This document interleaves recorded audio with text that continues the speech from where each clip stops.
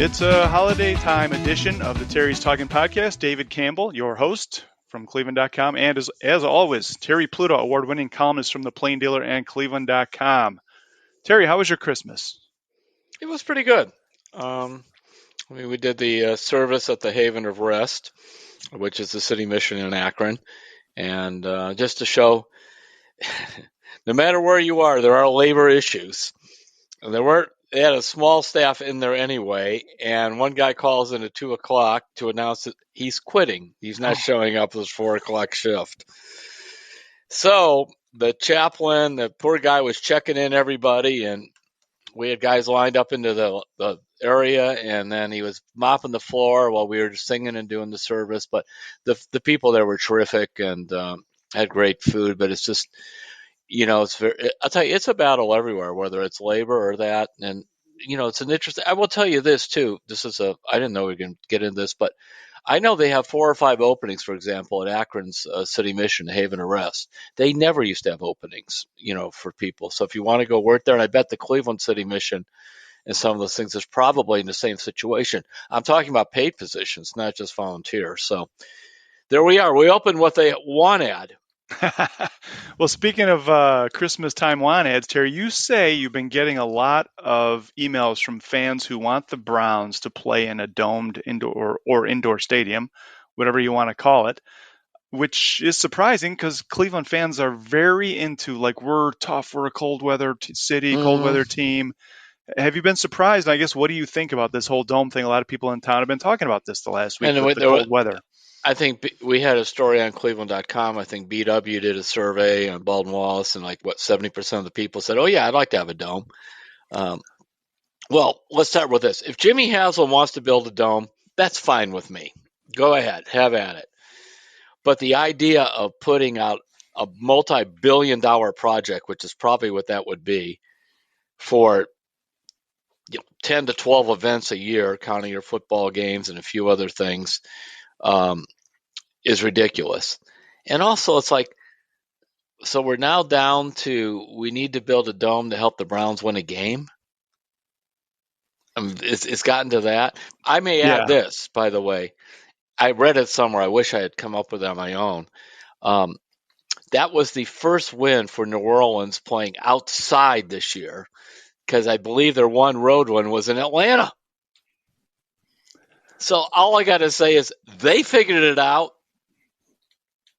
And the other team didn't. So a couple things on the dome, Terry. I think you're right. I think part of the pitch, though, will be, we can use it for we can host a Super Bowl. We can host conventions there. And that's going to be part of it, is that if it's indoor, they can use it for other stuff.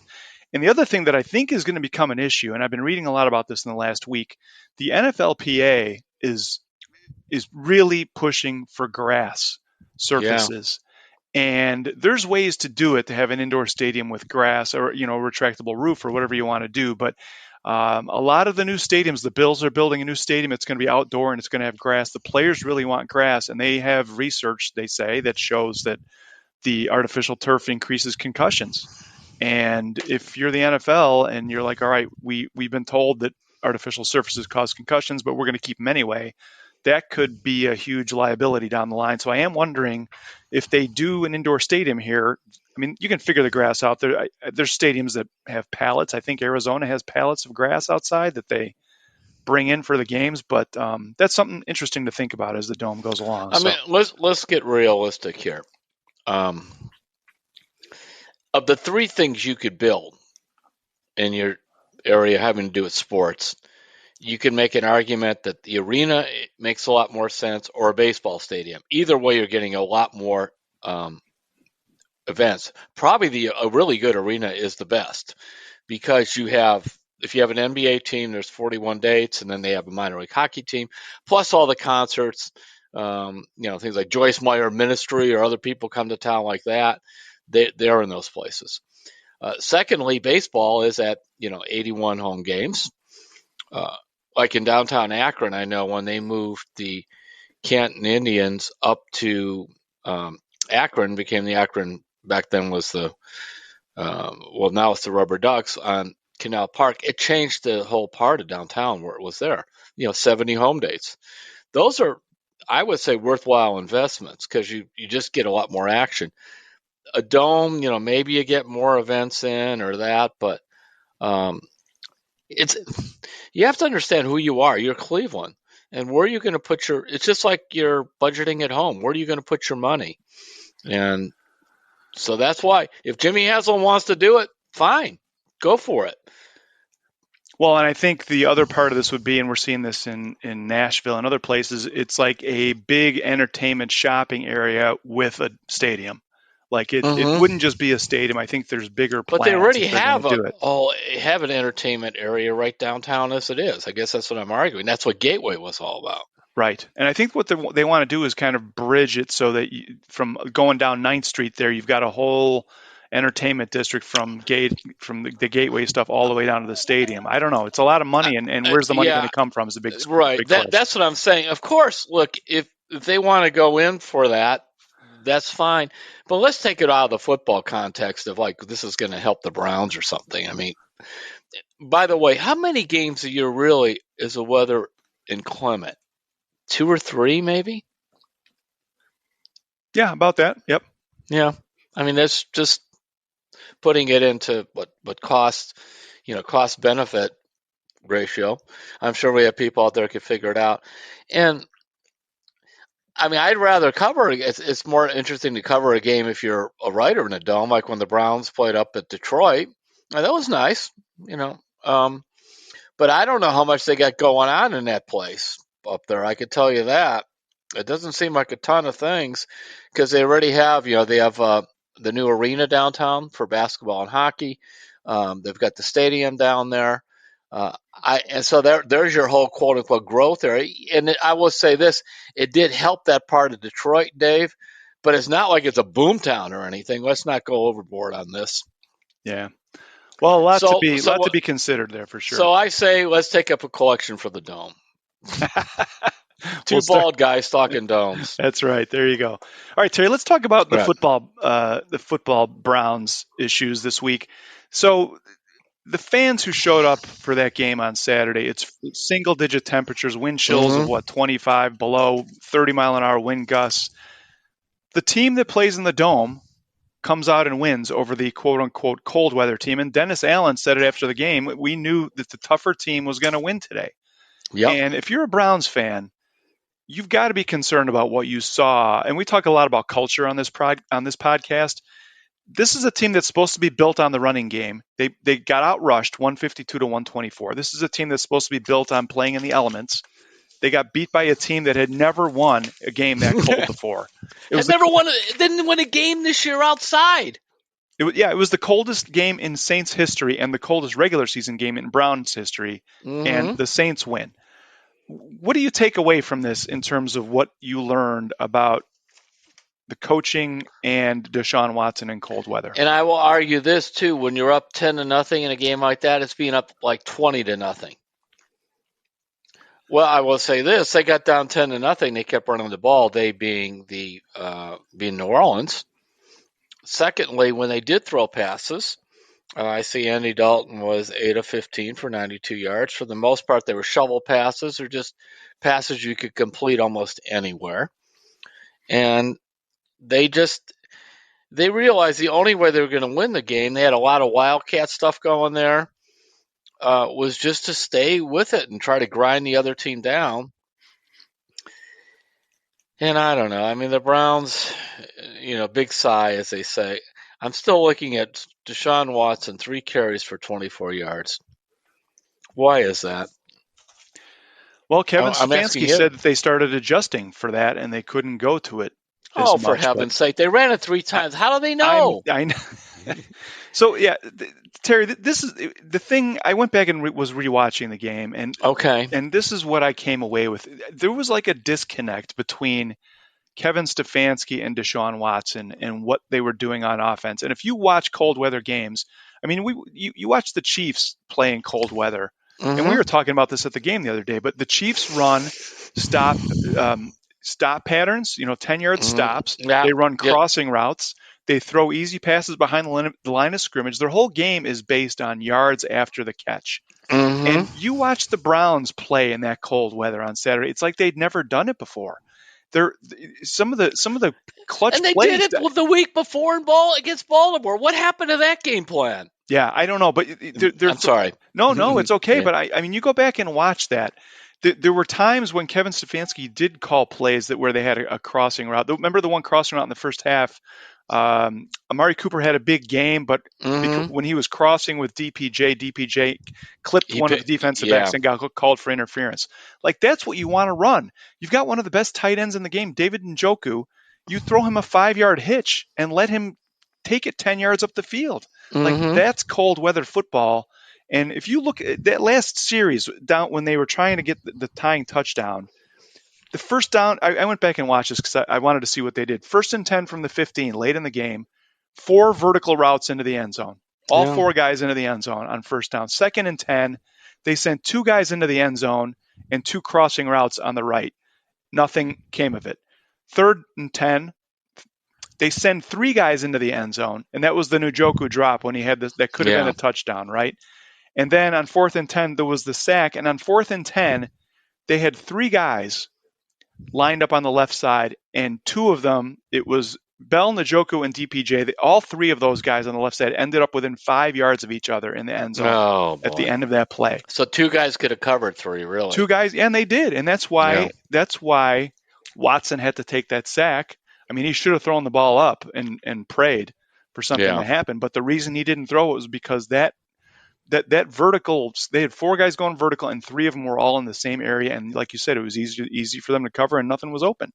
So, like, I really, you got to hope that Kevin Stefanski and Deshaun Watson learned something about how to play in cold weather there. And Watson passed up some easy short passes that he could have taken in favor of longer ones. So you hope they learned from this. But it was really weird that the cold weather team was playing the wrong way, it seemed like. Yeah, I just know that I keep looking at that. 3 carries for 24 yards. 1 was for 12.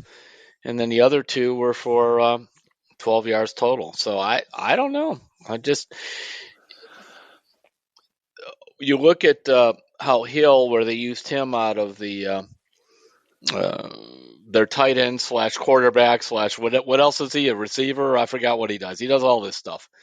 Anyway, 9 carries for 56 yards. And then they put Kamara in the Wildcat a couple times too. And sometimes they had Hill and Kamara both back there like it was 1951. We're just going to long snap your pick and we're going to run it. And there you go. So I would like to see that. To me, it was discouraging. Then after the game, and then we could get into this a little bit. Remember, Myles Garrett said, "I'm not saying it was a lack of effort, but it was a lack of attention to detail." And then we find out Garrett was benched for how did So let's get into Myles Garrett a little bit. So he was benched for the first series of the game, and then came in, and nobody asked either of them, Stefanski or Myles Garrett, after the game about why he was benched. But on Monday in the Zoom press conferences, they were asked, and Stefanski said that it was a coach's decision, and that was all he was going to say about it. Mary Kay Cabot, our colleague, did some digging and found out that it had to do with Myles being sick during the week, and he didn't let the team know in a proper fashion. And they were wondering, I'm guessing, where he was, and there was some kind of a miscommunication there, and he didn't do it the right way, so they sat him out for the first series. So that was what happened there, Terry. Okay. And I'm not doubting it. I'm just saying you're trying to kind of sort through that. And then, here's what I want to ask you. Okay, so go ahead. Myles Garrett was. I want to go to Myles. Yep. Myles, let's go to quote, Myles. Though, after him, because after the game he said it wasn't a lack of effort. I'm not saying that. He goes, but it was a lack of paying attention to detail. That was what he said. Which means what to you? It means one of 2 things. That either the players are not paying attention to detail, or there's too many details for there to be able to pay attention to. Either way, it means there was the threat of communication thing came back, on this time apparently on the line. And Myles called it out. Now, maybe he mentioned that because he was mad about not starting. I don't know. So where do you stand with Myles Garrett at this point? Let's do a quick State of the Union on Myles Garrett. I mean, according to PFF, he's the best edge rusher in the NFL. But you see a guy here who's the best defensive player on the team, one of the best defensive players in the league. He's trying to mentor Perry and Winfrey, a rookie, and try and show him how to be a pro. But then last week, this happens where he makes the coaches mad and gets benched for the first series of the game, goes out. Grant Delpit and Denzel Ward played 54 snaps on defense. How many snaps do you think Myles Garrett played?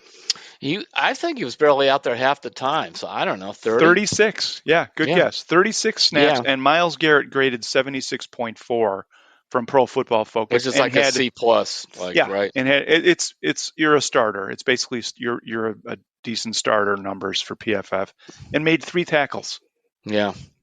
So where do you stand with Myles Garrett? And I just want to see kind of, is he there every week? Is he not? Where do you see I think Myles is going to be one of these guys you always wish you got a little more out of. That said, Myles is also a guy every single week gets double teamed. Myles is a guy that there aren't too many linemen who can win a game by himself. He is one. And Myles is not, the driving thing was a problem. The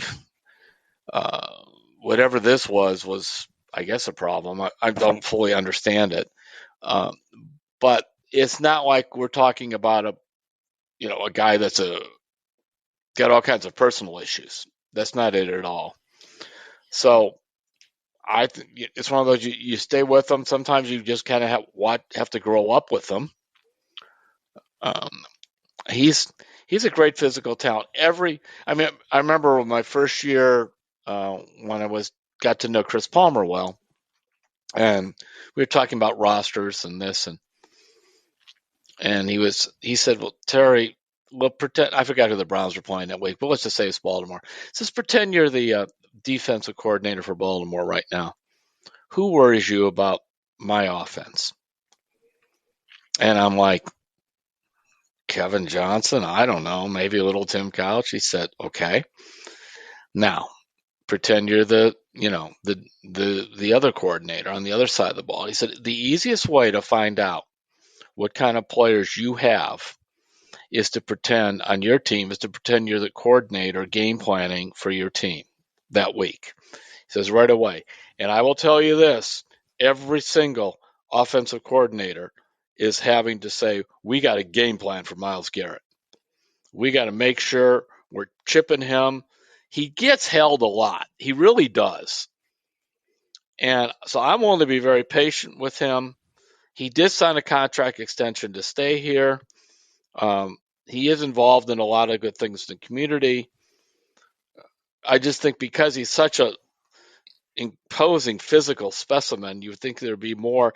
And he's not like Jadeveon Clowney. Clowney's another one of those guys you always think there's more to be gotten.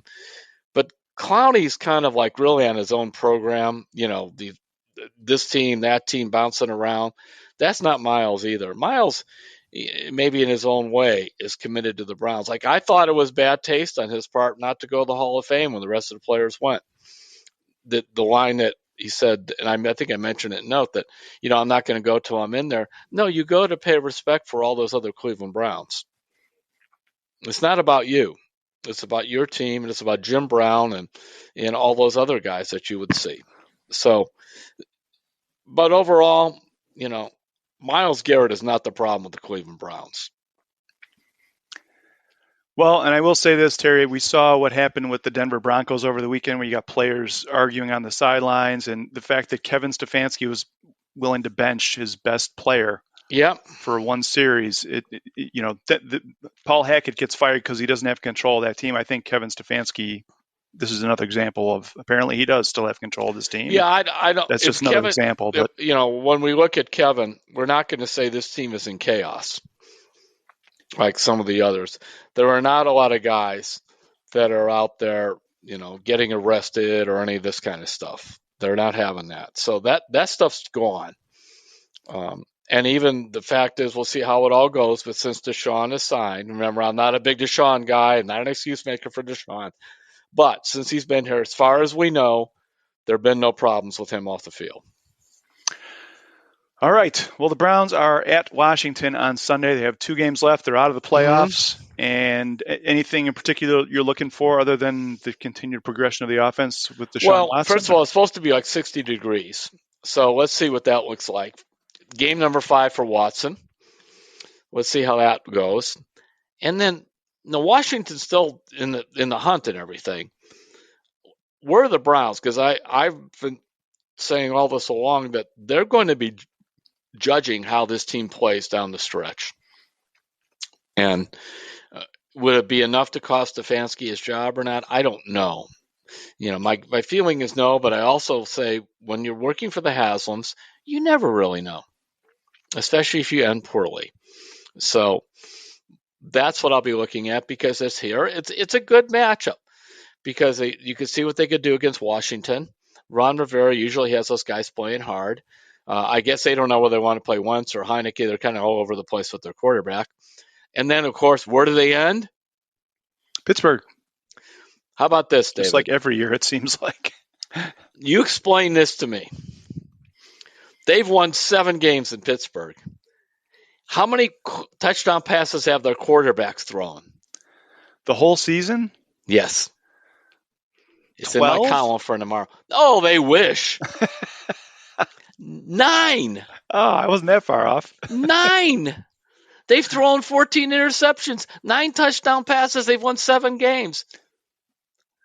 Jacoby Brissett threw 12. Yeah, and actually, it's amazing. You look at their roster; they're nowhere near as talented as the Browns. Yeah, who are these guys? Nowhere near as talented. Watt missed half the games. I mean, just isn't Fitzpatrick hurt now or something? I don't know what they're doing. All I know is I was working on all this for my column for tomorrow, and suddenly I flash back to when Delvin the Duck Hodges beat the Browns. The Duck is out of the NFL, I may add. And he went to Canada. He's out of there, too. He announced his retirement from Canada. Long live the Duck. But, they're set with it. They're 7-8. Tomlin wants to end up with a winning record. He's never had a losing one. 16 years. Yep. So we'll see. I think that's going to be a really tough game because I know one thing. I know one of the teams is going to show up and play, and then we'll see what the Orange Helmets do, and we'll see what Stefanski does with that. I really, very, very curious. So I'm kind of into the last 2 games just to see how this plays out. Yeah, and toward the end of the season which teams are bought in with their coaches and which aren't by the way they play. And I think you're right, Terry. That's going to be a real litmus test to see how the Browns come out that day. All right. Hey, let's take a break. When we come back, we're going to talk about the Cavs. Lots to go over there. They've hit a rough patch here against some really good teams. I want to get your take on that. We've got some little bit of Guardians to talk about. We've got a good Hey Terry question, and we'll be right back on Terry's Talkin'. Hey, Ohio, DraftKings Sportsbook is coming, and to celebrate, all new customers will receive $200 in free bets. Plus, 5 lucky customers will win a $100,000 free bet. That's right, DraftKings Sportsbook is giving you $200 in free bets just for signing up today. No deposit required. Plus, you'll be entered to win a $100,000 free bet when you sign up.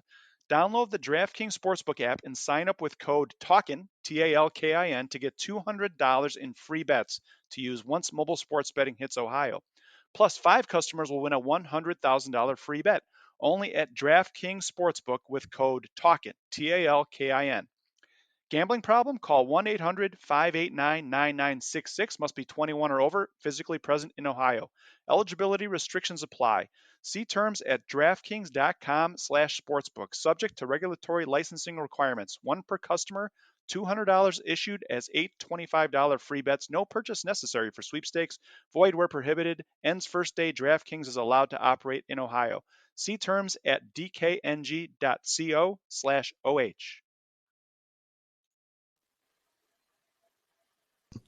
We're back on Terry's Talkin'. Terry Pluto, David Campbell. Let's get into the Cavaliers, Terry. 22-13, 1 game behind the Bucks in the Central Division. They've had a week of games against some really tough opponents, and they're seeing some really good defense thrown at them. On Monday night, it was a 125-117 loss to the Brooklyn Nets. I was interested in what JB Bickerstaff said after the game, Terry. Usually he's pretty hard on his team, but last night he was kind of propping them up a little bit and boosting them and saying, hey, I believe we can play with these teams. I think we did enough to give me confidence in that. I just think we waited too long to believe we could, meaning win that game last night. What did you think of last night, and also this recent stretch against Milwaukee, Toronto, and Brooklyn? Okay. Of course, Milwaukee was just the almost a perfect game to beat the Bucks. So, and I think that was a mountain they needed to climb to get over that. Toronto's a mountain in the same way it used to be for the Raptors when LeBron was in town. No matter what they did, it really didn't count. This scrappy team just bugs the Cavs quite a bit. I think JB is very good at reading the mood of his team. And Brooklyn showed up to play last night. Let's start with that. Kyrie wanted to make a statement, and Durant, when Durant is healthy, I mean he's one of the greatest I've ever seen. Because what Durant could do, he was one of the few players that could take LeBron one-on-one and take him on. So, I mean, I remember seeing him the first time. It was his freshman year at Texas, and it was a game in December, and Roberta and I actually were on vacation at a place called Cedar Key, and she was doing something, and it was kind of late at night, and I'm watching, Roberta, because Roberta loves basketball. Look at this guy, this 7-footer. He's like 18 years old. He's dropping in 20-footers like it's nothing. He's just gliding on the floor. I said, but he's like now sort of like Julius Irving, but no, he's a better shooter. And George Gervin, he's got kind of he was like all these things are coming to me. I know he's going to play 15 years, be one of the greatest ever? No, but I was mesmerized by this. And then remember the debate about whether he or Odin should be the first pick in the draft. It wasn't even close. I mean, this guy's skill level was off the charts. So, and we've seen that over the years when he's wanted to play and also stayed healthy. I mean, he's always an Achilles, a broken bone in his foot, something away from that. But he was engaged. And, of course, Kyrie, when he comes back here, likes to make a statement. And they've put some good role players now around those guys to help. And I think that's why JB wanted to, rather than beat on them, let's just say it was a time when their superstars showed up, and we're not going to beat my guys up on that one. Yeah, you're right, though, about Durant, Terry. You watch him, and it's like, all right, well, there's no stopping that shot. There's no stopping that shot. What are you going to do on that one? Oh, man, look at the way he plays and how tall he is and how long he is. He gets the ball up over his head real high, too. So he's got the arms of a guy who's 7'6". I mean, it's just incredible. And he's so skilled. 15th year. And, they have their coach has got them playing some defense. And, boy, by the way, you know what I was thinking during that game? Can you imagine if they did not make the Jared Allen deal? You put Allen in the middle of those guys. Oh, man. I mean, there would be your defense. They would win a title then. But we'll see how it plays out over the long term. Go ahead, Terry. You brought up Mitchell. Yeah, so Donovan Mitchell, it's been an interesting few nights for him. Against Toronto, he was 4 of 16 from the field, 3 of 12 from three-point land, 12 points. And then against the Nets, another rough night, 15 points. He had 5 assists on 5 of 16 shooting and 3 of 9 from deep. Kevin Durant, after the game, was talking about how the Cavs are going to be getting better and better, and Mitchell is going to propel them to the next level. But he's had a couple of rough games here, Terry. And after the Toronto loss, I wasn't sure if it was gamesmanship for the next matchup. He basically said that the Raptors foul all the time and that they play too aggressively on defense and that the refs let them, basically the refs let them get away with a lot. Good move by Donovan Mitchell to do that. And kind of, how do you see him being able to get back on track? That's the kind of stuff you usually say in the playoffs to try to send a message to the officials. True. They're letting him beat him up and that. I think he was frustrated. Well, let's look at the last two games. Last two games, he has taken 32 shots from the field. And David, how many are 3-pointers? 21. Yes, 21 is the answer, and the other answer is way too many. Because here is a guy that can get to the rim at will. And what he did in the Milwaukee game, for example, he was struggling in that game from 3-point. He was 3-9, but he started going to the rim. And what did he do? 15 of 16 at the foul line. This is a guy that shoots 88% from the foul line. He is strong. So when that would have been one of the things I would have done the last two games, and maybe they did that with Donovan. I don't know what said in the huddle. It's like, man, the 3-pointer's not there for you now. Go to the rim. Just go in there. Put the onus on the officials. Let's see what they do. He has more moves to get the ball up over the rim with either hand. He fell in love with the 3-pointer, and it just really is. It was bothering me. It's like, stop doing that. That's a great point. And I think the other thing that'll get him back is not having to play against these teams. I think they have the Bulls 2 out of the next 3 games, but you can bet the Cavs coaches have noticed this too, Terry. Well, he went to the rim against Milwaukee and shot 16 free throws. I'm just looking, there.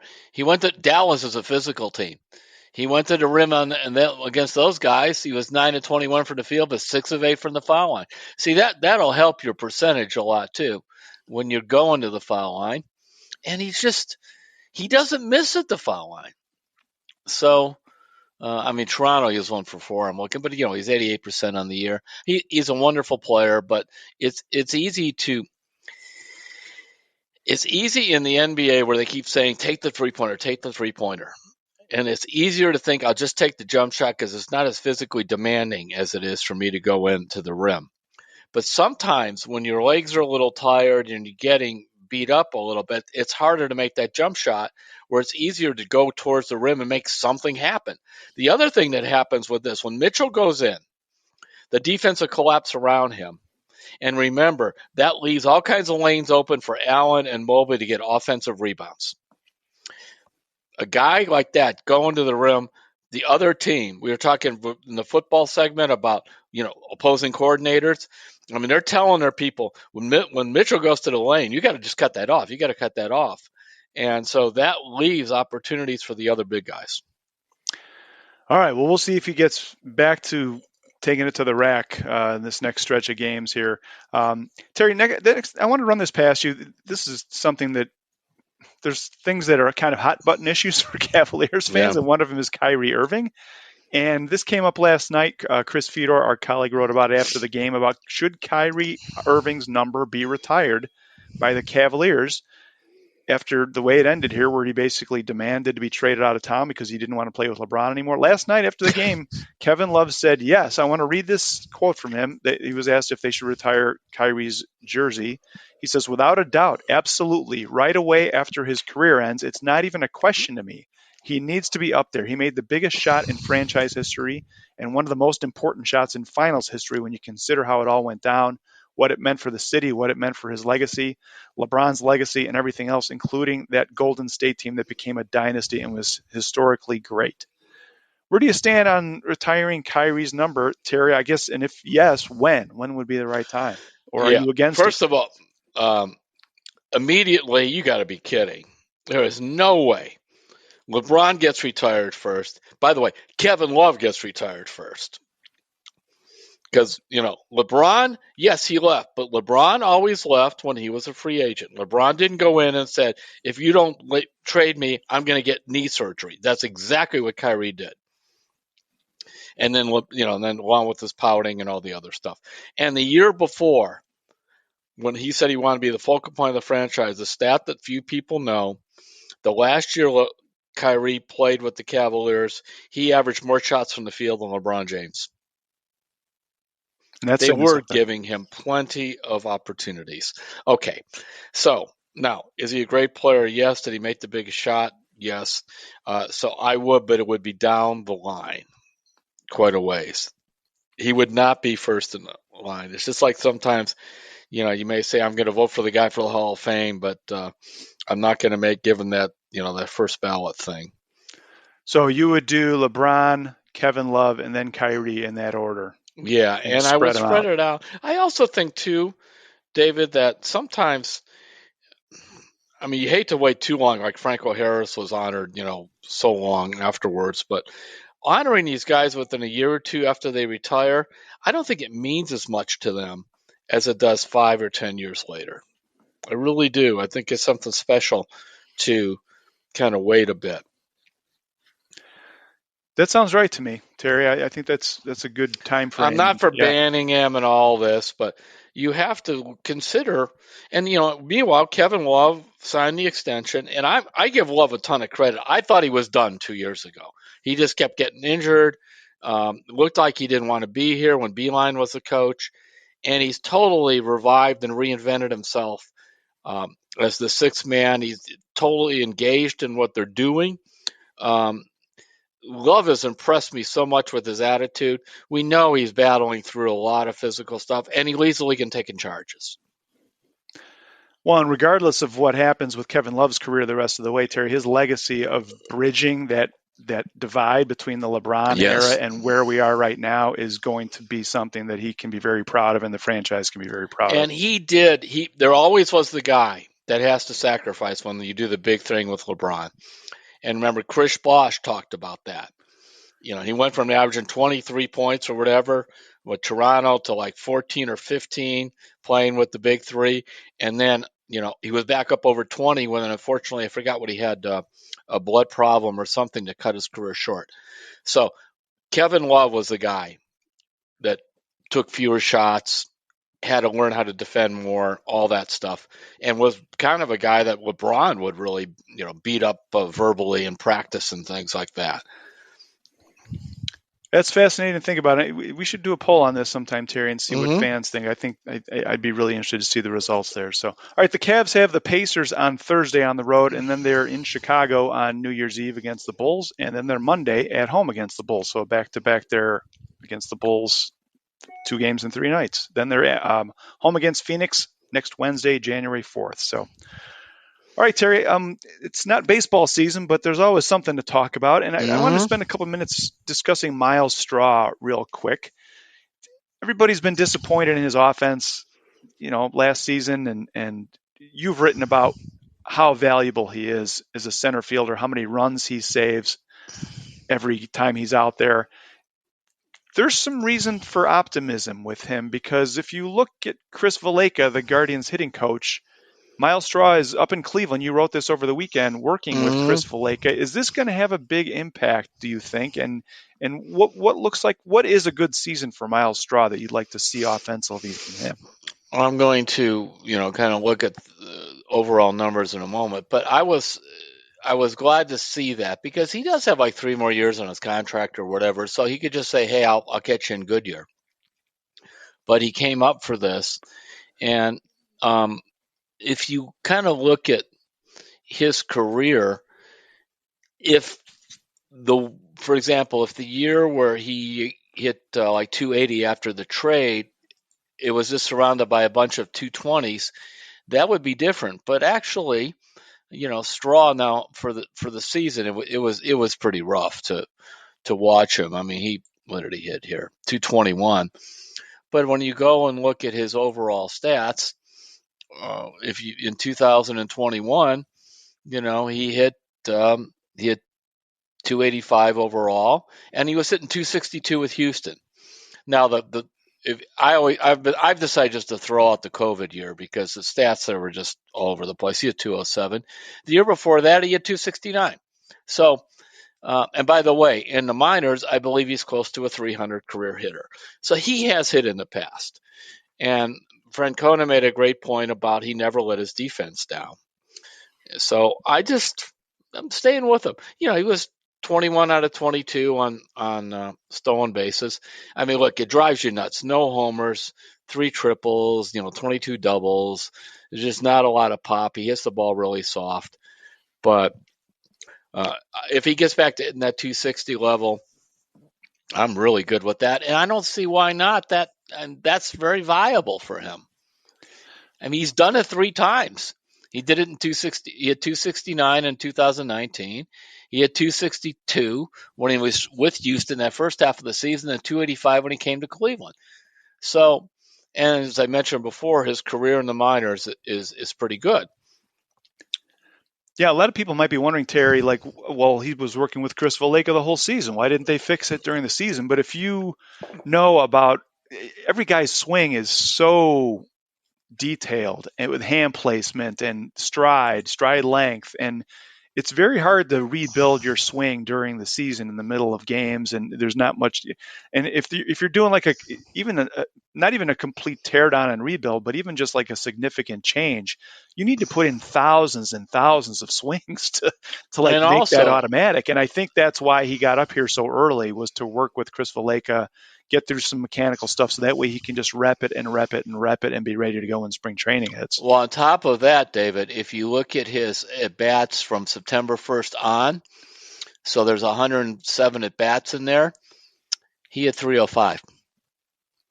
So something was happening at the end of the season, and so that was, I'm sure they were encouraged by that too, and maybe they're building on that.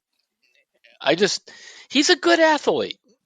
He's a great center fielder, and fans, well, you remember some of those guys out there, guys falling down in the outfield. We complain the outfield, they didn't hit, they couldn't catch the ball, they were terrible. Yeah, you could go with Quan in center field. I mean, but I doubt he'd be as good as Straw, but he'd probably be above average, and he's great in left field. And you got Oscar in right, and maybe, one day Valera or that. But I think he's an important player. All right. Well, we'll see if he can continue that end of the season into 2023 and see what happens. So, all right, Terry, go ahead. By the way, the other thing that was interesting to me, because I was on the conference call with Francona, Zunino is interesting because of this the TOS surgery, thoracic, whatever it is, outlet syndrome, and because it is his non-throwing arm, but it is his lead arm with the bat. And Francona himself said, "Look, had he been coming off a healthy year, we don't get him." That's what he said. This is the reason we get a crack at him. I think they are shopping for another veteran backup at least to go into the season, because it really appears that they want to start with Boneo in the minors. Yeah, that's every indication we're getting, and it makes sense. It makes sense, and you've talked about this, Terry. They don't like to have rookies start with the team when the weather's cold, because if they don't hit, their confidence can get damaged, and so I think that's probably a reasonable expectation that he'll be in the minors. Francona's April in Cleveland, and we don't and it does make some sense too. Now there where you're bringing a guy up when he is hitting, so because generally you're not going to promote a guy if he's 1 for 21. Yep. All right, hey Terry, we got a Hey Terry question this week. Okay. And this one comes from, we've had 2 questions from Africa, and this one's from Indianapolis, from Tom Fodor. Thanks for writing in, Tom. He says, "Hey Terry, I was raised in the same era as you and cannot forget how great Dick Shafrath was for the Browns. Recently, Tony Baselli got into the Hall of Fame with 3 all NFL seasons, the same as Shafrath, and only 5 Pro Bowls compared to Shafrath's 6. We have correctly focused on Clay Matthews' credentials the last few years, but let's not forget this other Browns great, who may be even more deserving of enshrinement. For the wonks among us, Shafrath has the 3rd highest approximate value metric in Browns history, behind Jim Brown. And interestingly enough, Clay Matthews at number 1. Enjoy the podcast immensely. Thanks." Thanks for that, Tom. Thanks for the note and the kind words. What do you think, Terry? This has been an ongoing campaign. I failed the wonk test, I could tell you that. So, but Shafrath probably does qualify. The problem is he's in Cleveland. Now it's a long way off. I believe our voters here are Mary Kay Cabot and Tony Grossi. And I just don't know how the Football Hall of Fame works. I wish I did. I just don't, because I've never been involved with that at all. The same thing with basketball is a mystery to me. Probably of those 2, the one that I probably should be more involved in is basketball, because I've written a lot of basketball history books and things like that. Are you in the Basketball Writers Association? Yeah. Basketball Writers? Okay. but they're sort of the same thing. It's a limited amount of voters. They go into a room, they make presentations. So that would be one of those things. I know that the Cleveland contingent really worked hard to get Gene Hickerson. So we look at the different guys that were there, and Shafrath I wrote about that in the '64 Brownstown 1964. It's like he always played way underweight. He had an astounding career given that. Then he would do crazy things like try to swim, row a boat across Lake Erie and stuff like that. So it's just, he was a character. He's a state senator for quite a while too. So I believe it's the normal group of voters votes for the current nominees, and then there is a veterans committee. I think it's like baseball, where there's a veterans committee that maybe chooses forgotten players and coaches who maybe were overlooked or didn't get in when they were regular nominees. So I wonder if Dick Shafrath will come up on that second list. All right, Terry, it's time to wrap up here. We've been doing a book recommendation lately, and do you have a book for this week? I have an author recommendation. If you like Tony Hillerman's books, then I really suggest his daughter's taken over the series, Ann Hillerman, and I think she's tremendous. My wife does too. I think her characterizations are even better, and I just think she's really worth reading. So just check out one of Ann Hillerman's books. She's got the same series. She's taken it in a little bit different direction. I love those mysteries set in New Mexico and sometimes in Arizona. It's just terrific, and check it out. All right. And Terry, do you have any, do you have some library appearances coming up in January to tell people about? Nothing for a while. No, I really don't. All right. So I think everybody went to sleep for Christmas. Yeah, it'll pick up again. And just a reminder, if you want to check out Terry's book offerings through his career, you can go to terrypluto.com. And speaking of pitches, if you want to be a subscriber to cleveland.com, you can get a lot of cool stuff, access to everything on the site, our subtext subscription to the Browns, a Browns newsletter. If you go to cleveland.com/Browns and go to the blue banner at the top, you can sign up and subscribe, and that would help. I think that's it, right? That'll do it. All right, Terry, thanks. Have a great New Year. You got any big New Year's plans? Oh, yeah, right. Remember, I'm going to the game. That's big plans. You'll be in watch they go out there in 60-degree weather and they'll run it 45 times. Well, I'll be watching the Michigan game at 4 and the Ohio State game at 8, so that'll be my New Year's Eve. So not exactly a wild party, but we'll have a good time nonetheless, right? Well, that'll be good. I mean, it'd be fascinating to see how that goes. Yeah. Can you imagine an Ohio State-Michigan national championship game? People would lose their minds. They would. Yeah. They would. The South would have to rise again from after that, so they would not handle that well.